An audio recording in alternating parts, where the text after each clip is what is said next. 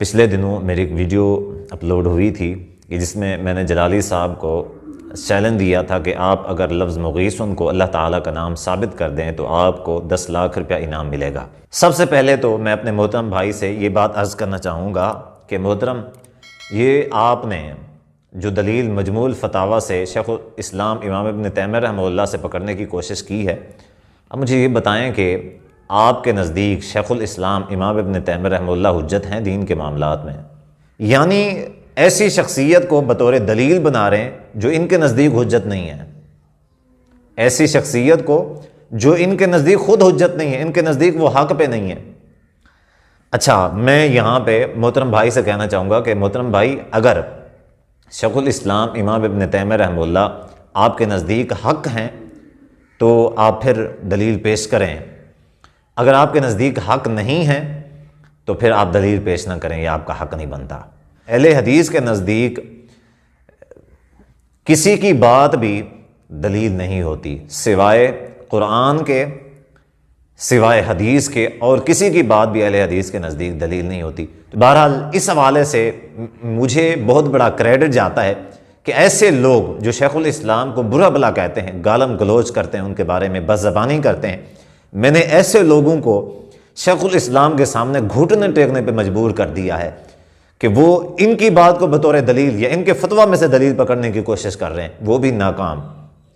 ہم نے کبھی بھی خود میں نے کسی اہل حدیث نے بطور دلیل شیخ الاسلام کی بات کو نہیں پیش کیا۔ ہم خود ان کے ماننے والے ہو کے ان کی بات کو دلیل پیش نہیں کر سکتے، آپ کیسے کر سکتے ہیں؟ محتاج نظر ہے حال میرا سرکار، توجہ فرمائے سرکار، توجہ فرمائے۔ بسم اللہ الرحمن الرحیم، الحمدللہ رب العالمین، والصلاة والسلام علی سید الانبیاء والمرسلین وعلی آلہ واہل بیتہ واصحابہ اجمعین۔ سامعین و ناظرین، پچھلے دنوں اہل نجد سے تعلق رکھنے والی ایک شخصیت یوسف شاکر، ان کا ہم نے جواب دیا اور بھرپور رد پیش کیا کہ جو انہوں نے کنز العلماء مفکر اسلام ڈاکٹر اشرف آصف جلالی حافظہ اللہ تعالی آپ کا رد کرتے ہوئے یہ کہا کہ مغیث اللہ تبارک و تعالیٰ کا نام ہی نہیں ہے۔ اگر یہ مغیث اللہ تبارک و تعالیٰ کا نام ثابت کریں تو میری طرف سے 10 لاکھ روپے انعام ہے، اور ساتھ یہ کہا کہ میں اپنا مسلک چھوڑ کے آپ کا مسلک قبول کروں گا۔ تو ہم نے کہا کہ ٹھیک ہے، ہم آپ کو عقیدہ اہل سنت میں ویلکم کرتے ہیں اور 10 لاکھ روپے بھی وصول کریں گے جو آپ نے انعام کا اعلان کیا ہے۔ اور مغیث ہم نے اللہ تبارک و تعالیٰ کا نام ثابت کیا اور ابن تیمیہ سے ثابت کیا کہ جو ان کے شیخ الاسلام ہیں، اور ایک بڑا مرتبہ اور بڑا درجہ ہے ان کے نزدیک اس شخصیت کا۔ تو اس کے مجموع الفتاویٰ سے ہم نے ایک فتویٰ پڑھتے ہوئے کہ جس کو بطور دلیل اس نے ذکر کیا، اور علماء کا جو وہ اقوال کی طرف اس نے اشارہ کیا، اور قالو سے جو اس نے آگے عبارت ذکر کی وہ اس کی اپنی دلیل کے اعتبار سے تھا کہ چونکہ وہ مقیت کو اللہ تبارک و تعالیٰ کا نام سمجھتا تھا تو اس وجہ سے اس نے علماء کی تائید کے لیے وہ عبارت ذکر کی۔ اب ان کو تو ان کا جو ہے وہ علمی قابلیت اس کا اندازہ ہمیں ہو چکا ہے۔ تو بہرحال انہوں نے یہ کہا جی میں نے تو صحیح حدیث مانگی تھی، میں نے تو قرآن مانگا تھا، آپ قرآن سے ثابت کریں، آپ تو حدیث سے ثابت کریں۔ میں انشاءاللہ تبارک و تعالیٰ آپ کے سامنے آج حدیث بھی پیش کر دیتا ہوں۔ اس وقت تو میں نے کہا تھا کہ چلو آپ کے اندر تھوڑی سی عقل ہوگی، تو میں نے کہا چلو عقل مند کے لیے اشارہ کافی ہوتا ہے، تو میں نے ابن تیمیہ کا آپ کے سامنے وہ جو ہے وہ جلد بھی آپ کو بتا دی، صفحہ بھی بتا دیا، فتویٰ بھی بتا دیا۔ میں نے کہا آپ جا کے پڑھ لیجئے گا۔ اس نے 3 صفحوں کے اندر اس چیز کو ثابت کیا ہوا ہے کہ لفظ مغیث جو ہے یہ اللہ تبارک و تعالیٰ کا نام ہے، لیکن یہ حضرت صاحب جو تھے وہ یہ کہہ رہے جی لفظ مغیث اللہ تبارک و تعالیٰ کا نام ہے ہی نہیں، میں 10 لاکھ روپے دوں گا، میں یہ کروں گا، میں وہ کروں گا۔ تو بہرحال ہم حدیث سے بھی آپ کو دکھائیں گے۔ پھر انہوں نے کہا کہ دیکھیں جی ابن تیمیہ سے یہ مجھے حوالہ پیش کر رہے ہیں، کیا ابن تیمیہ ان کے نزدیک حجت ہے؟ تو میں ان سے یہ کہنا چاہوں گا کہ علمی قابلیت آپ کی اتنی ہے نہیں تو آپ کیوں اس میدان کے اندر آئے ہیں؟ کہ آپ اس چیز کو جانتے ہیں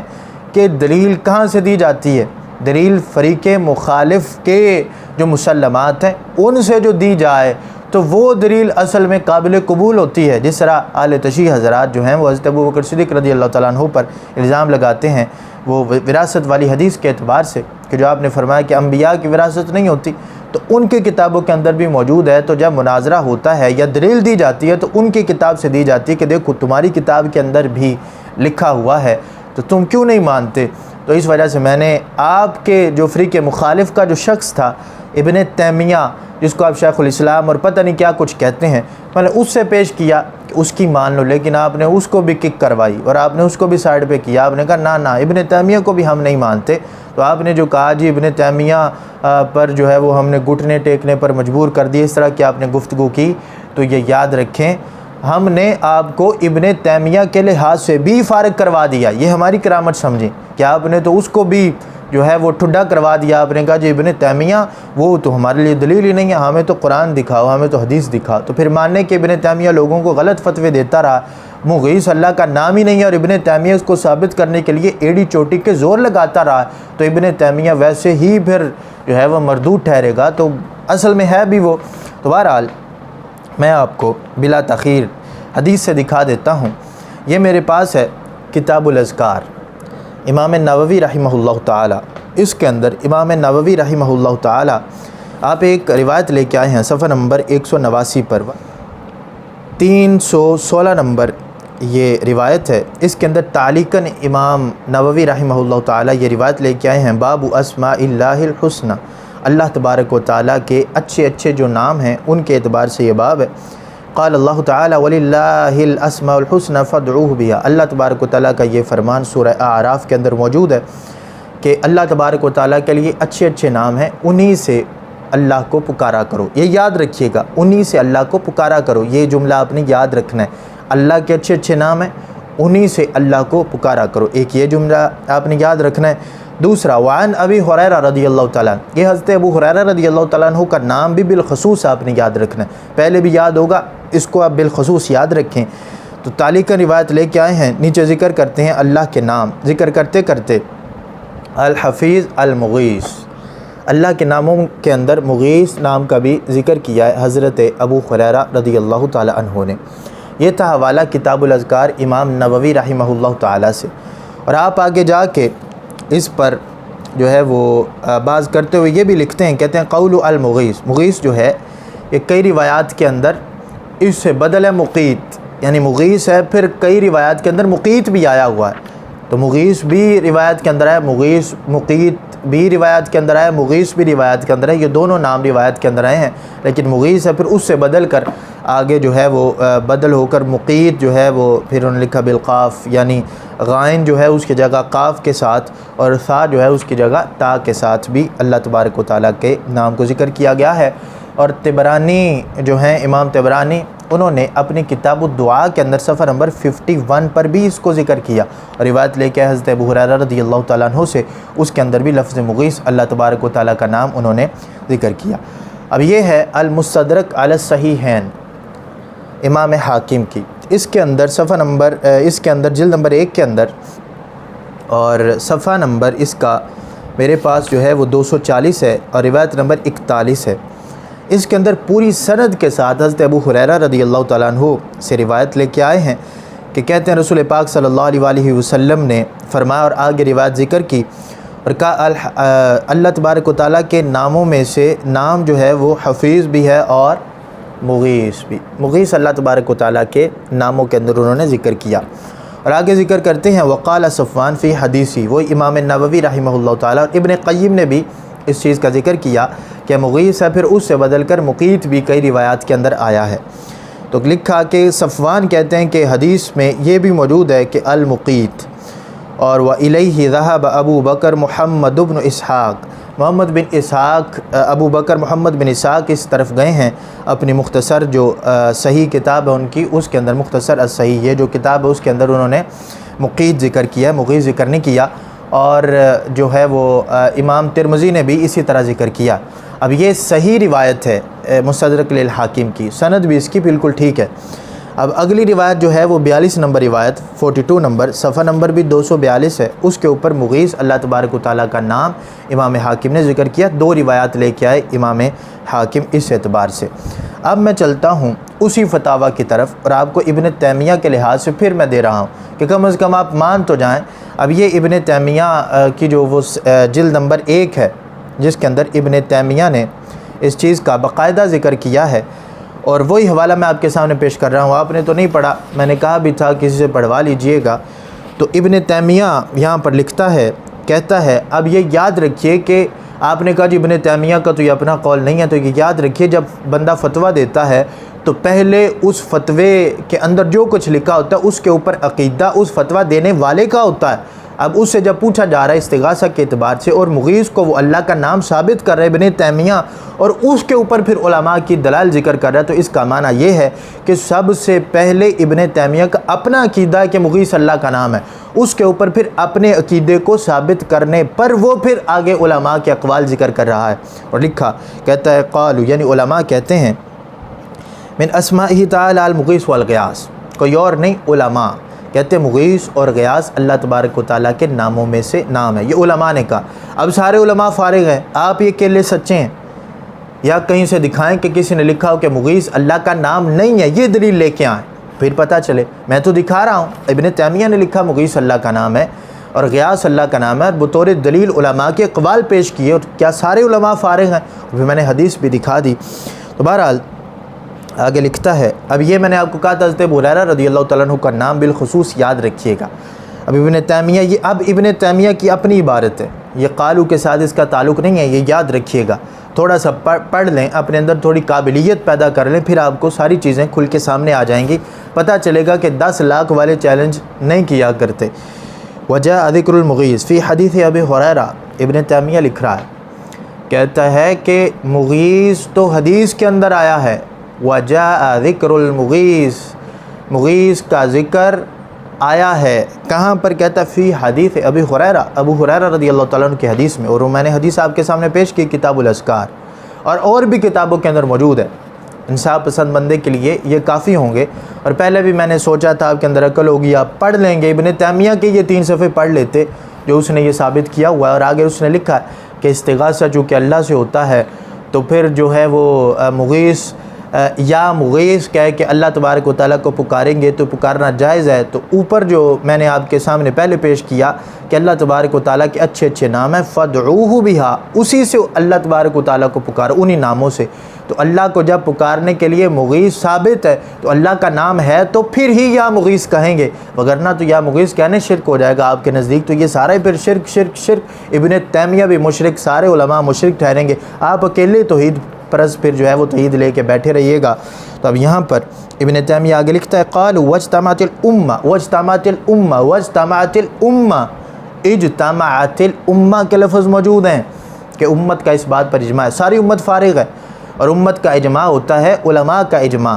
جو کہ علماء اسلام ہیں ان کا اجماع وہ ذکر کر رہا ہے، اور علماء کے اعتبار سے ذکر کر رہا ہے کہ علماء نے لکھا آگے کہ اس پر امت کا اجماع ہے، اور چونکہ اپنے فتوے کے اندر ذکر کر رہا ہے تو سب سے پہلے اس کا اپنا عقیدہ ہوگا تو فتوے کے اندر ذکر کرے گا، وگرنہ تو یہ لازم آئے گا کہ اپنا عقیدہ کچھ اور، فتویٰ کسی اور عقیدے پر وہ دیتا رہا اور لوگوں کو بیوقوف بناتا رہا، جو کہ اصل میں ہے بھی ایسے ہی ہے۔ تو بہرحال اس نے لکھا واجتمعت الامہ علی ذالک، اس بات پر تو امت کا اجماع ہے کہ مغیث اللہ تبارک و تعالیٰ کا نام ہے۔ تو کم از کم تھوڑا سا پڑھ لیجئے، یہ ایک مشورہ ہے میرا آپ کے لیے کہ سب سے پہلے تو اس طرح کے دعوے کرنا چھوڑ دیں جب آپ کو پتہ ہی نہیں، یہ ایک سمندر ہے جس کے اندر آپ جو ہے وہ غوطہ زن ہونے کی کوشش میں ہیں، تو غوطہ زن ہوں علم کے سمندر کے اندر اور دیکھیں، اور میں ضرور انتظار کروں گا کہ آپ عقیدہ اہل سنت کو قبول کریں۔ حدیث سے آپ نے کہا تو میں نے حدیث سے دکھا دیا۔ تو بہرحال آگے ما فوق الاسباب ما تحت الاسباب کے تحت آپ نے کہا جی تعریف کا ہی نہیں پتہ کہ ما فوق الاسباب کیا ہے، ما تحت الاسباب کیا ہے، تو میں نے تو یہ کہا کہ جہاں پر اسباب موجود ہوں اور پھر اسباب کے تحت کوئی کام کیا جائے تو وہ ما تحت الاسباب ہوتا ہے، جہاں پر نہ ہو وہ ما فوق الاسباب ہوتا ہے۔ جس طرح رسول کریم صلی اللہ علیہ وآلہ وسلم آپ کی جو انگلیاں ہیں ان سے چشمے جاری ہونا، پانی نکلنا، یہ پیچھے کوئی سبب، کوئی سمندر، کوئی نلکا، کوئی دریا موجود نہیں تھا، کوئی سبب موجود نہیں تھا، بغیر سبب کے وہ نکل رہا تھا پانی۔ تو انبیاء علیہ السلام کی یہ معجزات، اور پھر اولیاء کرام جو اصحاب رسول صلی اللہ علیہ وآلہ وسلم میں ان کی لاٹھیوں سے روشنی نکلنا، یہ سارے ما فوق الاسباب ہیں۔ لیکن آپ نے کہا جی نہیں، ما تحت الاسباب ہے۔ تو چلے میں الزاماً آپ کو جواب دے رہا ہوں۔ سب سے پہلے تو میرا مطالبہ یہ ہے کہ ما فوق الاسباب، ما تحت الاسباب، جو آپ نے کہا کہ ہم صرف قرآن یا حدیث کو مانتے ہیں، تو صحیح حدیث یا قرآن کی آیت سے نکال کے دکھائیں ما فوق الاسباب کی تعریف اور ما تحت الاسباب کی تعریف۔ پہلے مدد کی یہ دو قسمیں قرآن و حدیث سے نکالے، پھر اس کی تعریف قرآن و حدیث سے آپ ذرا نکال کے دکھائیے گا۔ کیونکہ جب میں نے ابن تیمیہ کو قول پیش کیا تو میں تو نہیں مانتا، میں ابن تیمیہ کا اس فتویٰ، حالانکہ اس نے آگے لکھا ہوا تھا وجاء ذکر المغیث فی حدیث ابی ہریرہ، کہ حضرت ابو ہریرہ رضی اللہ تعالیٰ عنہ کی حدیث میں موجود ہے، لیکن پھر بھی ابن تیمیہ کوئی ٹھڈا کروایا انہوں نے، تو بہرحال پھر آپ نے وہاں پر یہ پینترا بدلا، آپ نے کہا جی حدیث سے دکھاؤ، قرآن سے دکھاؤ۔ آپ بھی ذرا دکھا دیجئے گا ما فوق الاسباب، ما تحت الاسباب حدیث سے۔ الزامی جواب دے کر اپنی گفتگو کو یہیں پر میں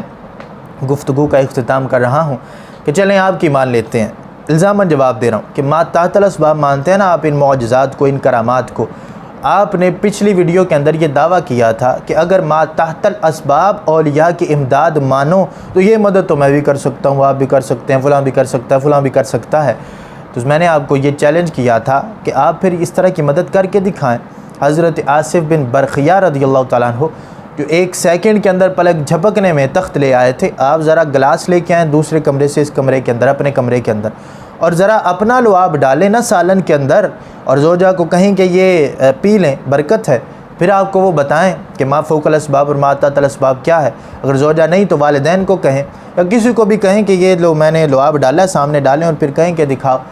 یہ پی کے دکھاؤ، تو پھر آپ کو وہ اچھی طرح سمجھائیں گے کہ ما فوق الاسباب، ما تحت الاسباب کیا ہے۔ تو اس وجہ سے آپ کا جو دعویٰ تھا کہ ما تحت الاسباب کام تو آپ بھی کر سکتے ہیں، تو پھر آپ یہ کر کے دکھائیں، کیوں نہیں کر کے دکھاتے آپ؟ تو اللہ تبارک و تعالیٰ، یہ میرا مشورہ ہے آپ کو کہ اللہ تبارک و تعالیٰ آپ کو فہم عطا فرمائے، آپ کو عقیدہ اہل سنت پر آنے کی توفیق عطا فرمائے۔ جو آپ نے دعویٰ بھی کیا کہ دکھاؤ تو میں آؤں گا، دکھا دیا، اب ہم آپ کا انتظار کریں گے کہ آپ آئیں۔ آپ 10 لاکھ روپے نہیں دینا چاہتے نہ دیں، لیکن عقیدہ تو اپنا ٹھیک رکھیں، اور عقیدے کے لحاظ سے آپ نے ہمارے ہاتھ پر جو ہے وہ اسلام قبول کرنا ہے، یا پھر کنز العلماء کے ہاتھ پر اسلام قبول کرنا ہے۔ آپ اگر ان کے ہاتھ پر کرنا چاہتے ہیں، ہم آپ کو ان کے ہاتھ کے پر جو ہے وہ اسلام انشاءاللہ تبارک و تعالیٰ قبول کروائیں گے۔ اللہ تبارک و تعالیٰ ہم سب کا حامی و ناصر ہو۔ علم حاصل کر لیں، پھر یہاں پر قدم رکھیں۔ وآخر دعوانا ان الحمد للہ رب العالمین۔